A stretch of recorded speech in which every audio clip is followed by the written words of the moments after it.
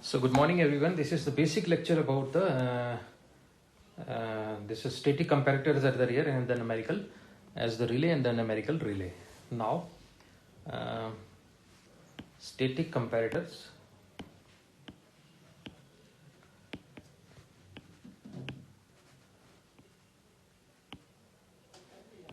as relays. And now an overcurrent relay, as you know the fact that it compares the magnitude of the current in its current coil with a set value and operates if the current is more than the set value. A directional relay compares the phase angle of the measured quantity with a reference phasor and operates if the phase angle exceeds the predetermined threshold. A simple impedance relay compares the torque generated by the current with the torque generated by the voltage at the relay location and operates if the operating torque is greater than the restraining torque. Now all the relays perform some or other type of comparison. So the heart of any relay is always the comparator. Heart of any relay is always the comparator. It is always the comparator and you can say these comparators were implemented previously using the electromechanical technology. It was implemented using the electromechanical technology, and after that it gives way to solid state relays.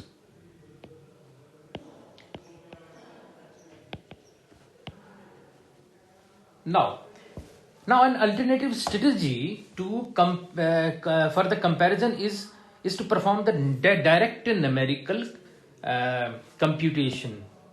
Is to perform the direct numerical computation. Now, in the past, when the electromechanical relays were being widely used, it was not possible to perform the numerical computation in the relay. So comparators helped in avoiding the direct numerical computation. The relays based on the comparators were found to be quite simple and robust, and this gave rise to the technology of protective relay built around the comparators. So now the metaphor for the comparator based relay are so powerful that long after the numerical computation became easily possible in the protective relays, the engineers continue to implement the comparator based relays in their relaying algorithm. The comparator based relays are very attractive because of their inherent simplicity and low cost. However, they suffer from the that is because of the inherent simplicity and the low cost.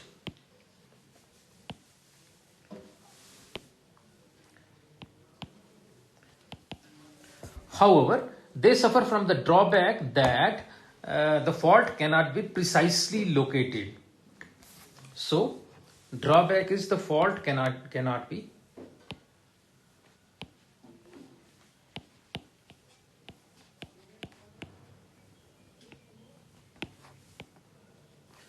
precisely located.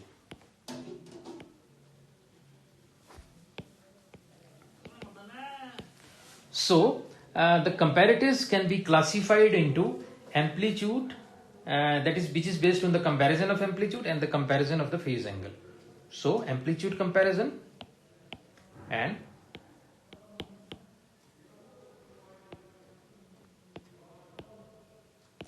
then the phase angle comparison. So, these are two comparators which are used for the relay. Now let us discuss the numerical relay.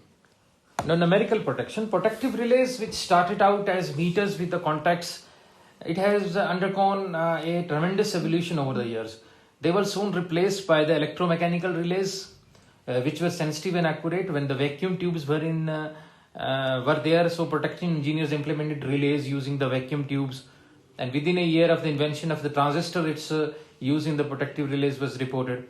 Now, with the development of large-scale integrated circuits, these were extensively used in the protective relays. The microprocessor that invented in around 1971, the microprocessor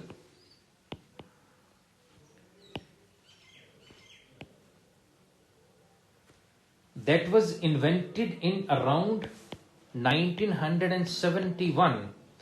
It revolutionized the electronic scene in its and the development of microprocessor relay followed soon after. So microprocessor based relays in 1971.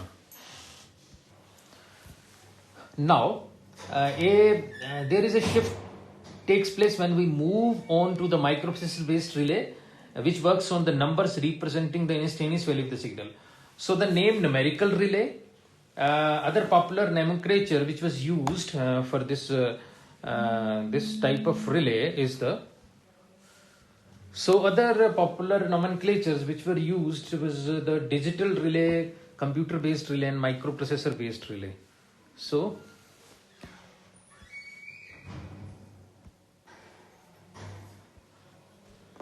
digital relay, computer based relay, or the microprocessor relay.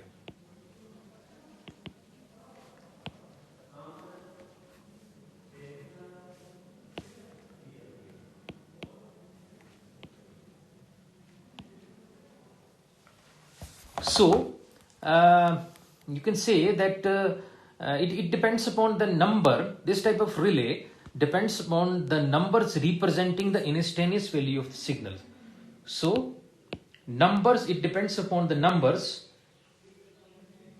representing the instantaneous value of the signals.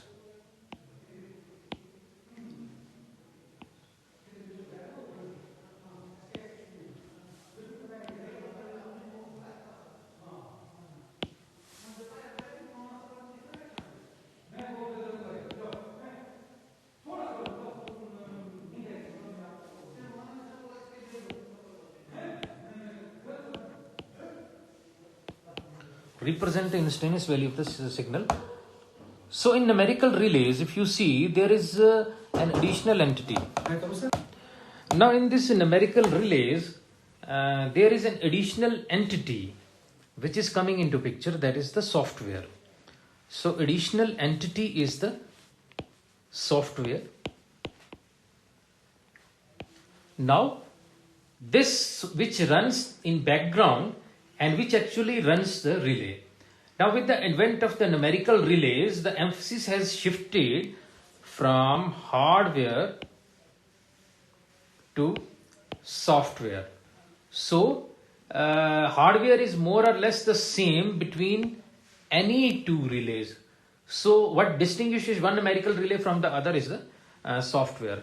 Now the conventional non-numerical relays are go-no devices. They perform comparison rather than the straight numerical computation. In fact, the convention relay cleverly bypasses the problem of computation by performing the comparison. The numerical relay does not have any such limitation because of its ability to perform the real-time computation.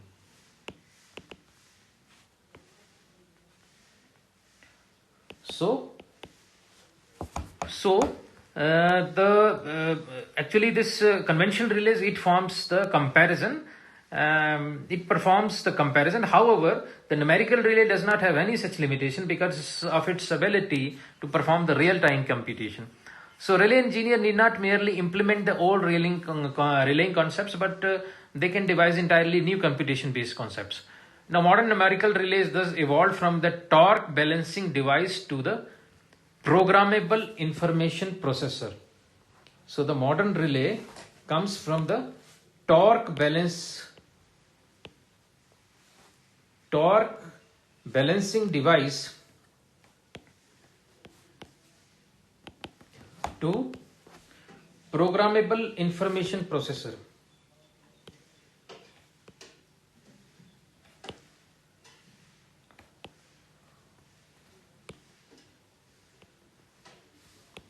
So we can implement an existing relaying concept using the numerical technique, and the possibility of developing a new numerical are almost endless, and these are there is a very little standardization. The process of development of a new numerical relay is also shown with the help of the flow chart that we can also discuss with the help of this flow chart.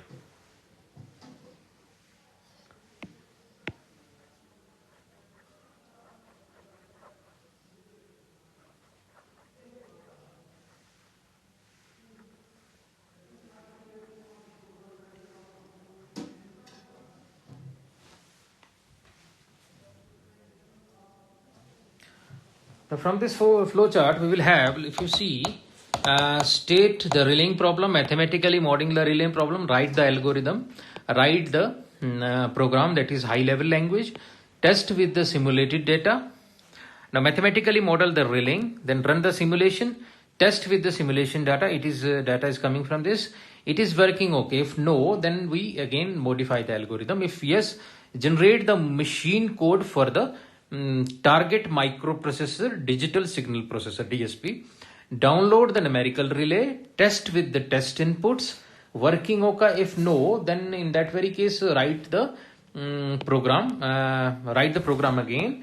This relay test bench is this analog voltages and currents coming from here. If it is working okay, yes, then install in parallel with the existing relay, which is the real-time inputs from CT and PT, they are obtained from here. Then evaluate the performance over 2 to 3 years and relay ready for the commercial launch. So this is actually the development cycle of the new numerical relay. So this is how it can be done. Now let us discuss the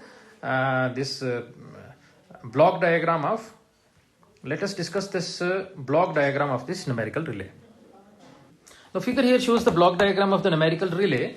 Now we will have the analog signals from the CT and the PT. The signals from CT and PT cannot be sampled directly and converted to the digital form. And this is to make sure that signal does not contain the frequency component having the frequency greater than half of the sampling frequency, and this limit was enforced by Shannon's sampling theorem.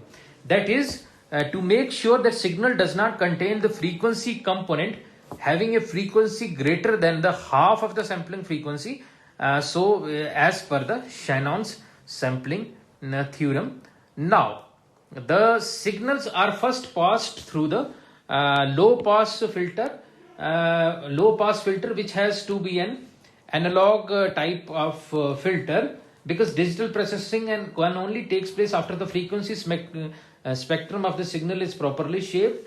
Next, the signal analog signal is sampled and held constant during the time the value is converted to digital form. Now the sample and the hold circuit is absolute must. The range of the frequencies that can be handled without sample and that can be handled by analog to digital converter without the sample and hold circuit is extremely low.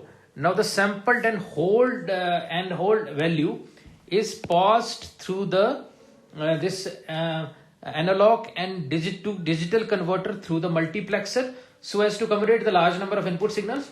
The sample and hold circuit and this analog to digital converter work under the control of this microprocessor and communicate with it with the help of control signals such as end of conversion signal issued by ADC.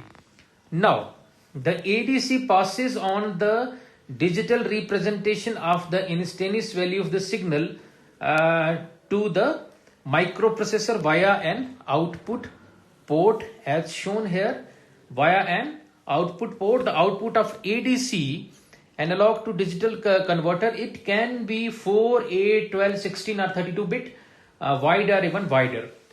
The wider the output, the greater is the resolution. Wider the output of this analog to digital converter, greater is the resolution. Now the incoming digital values from ADC, this are actually stored in the RAM of the microprocessor and processed by the relay software in accordance with the relaying algorithm. Microprocessor issues the this trip signal in one of the bits of its output port, which is then suitably processed so that to make it compatible with the this trip coil of the circuit breaker. The microprocessor can also be used to communicate with other relays or other supervisory computer. Now the relaying program or the relay software which resides in the EPROM,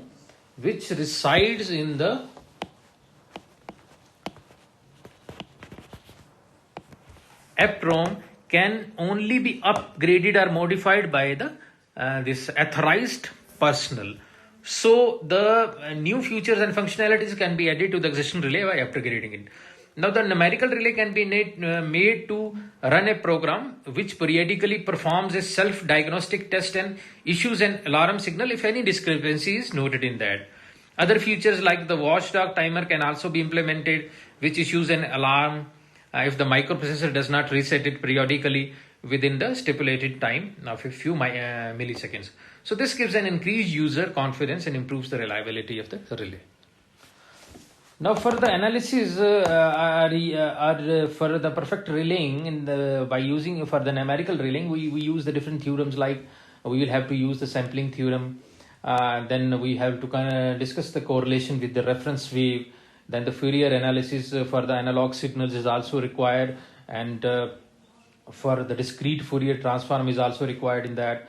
Then after that we will also, if we want to study, we can study the Walsh analysis and then wavelet analysis. Now the thing with the wavelet analysis is that when we perform the conventional Fourier analysis, we get the information about the frequencies that are present in the signal. However, all the clues about the time at which these frequencies appear are lost. So if we were to perform a Fourier analysis, we would name with confidence all the music instruments which were being played, but not the respective times at which these were played. So conventional Fourier analysis does not preserve any information about time, but gives a very detailed information about the frequency. And the discrete Fourier transform, on the other hand, it preserves some information about the time, since the location of the time window is known. However, the time window size is fixed. So in order to increase the precision of information about the time window needs to be made smaller. However, as we make the time window small, the information about the low frequency loses its precision. So continuous wavelet analysis attempts to remove this lacuna of the Fourier transform and gives information about the frequencies and times at which they appear. And this is achieved by using the family of correlating functions which have well marked attributes of the position and scale. The position attribute is analogous to time domain of Fourier analysis, while the scale attribute is analogous to the frequency domain. And the discrete wavelet analysis we can also do is the discrete implementation of continuous wavelet transform. Wavelet analysis is very useful for analyzing the signals generated by the non-stationary phenomena, whereas the Fourier is suitable for the stationary phenomena. Then we can also use the least square error technique in that.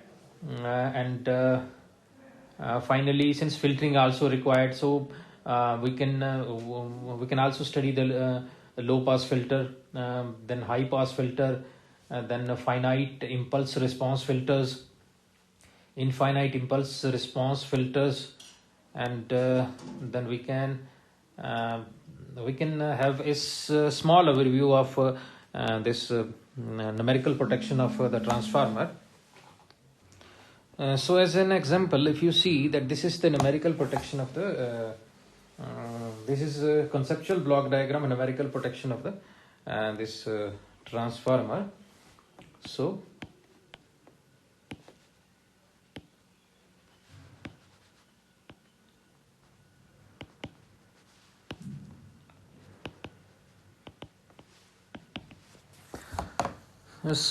the idea is to estimate the phasor value of the current on both the side of the transformer. The main idea is to find the phasor value of the current on both the sides of transformer and find the phasor difference between the two sides. Phasor difference between this and this. So if the magnitude of this difference is substantial, then the internal fault is indicated and the trip signal should be issued.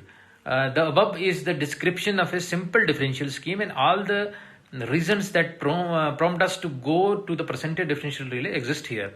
So the numerical relay algorithm should be made to implement the percentage differential relay as shown here. So what is the main algorithm for that type of for this relay? It is that now first of all, what the relay will read, it will first read the percentage bias and minimum pickup. It will read percentage bias and minimum pickup, that is I per unit, and that IPU. Then it will read the IP sample, that is estimate the phasor IP using any technique. Read IP samples, that is this one, that is it will estimate the IP phasor IP using any technique. Then the third part is it will read IS samples. Now fourth, it will compute the spill current.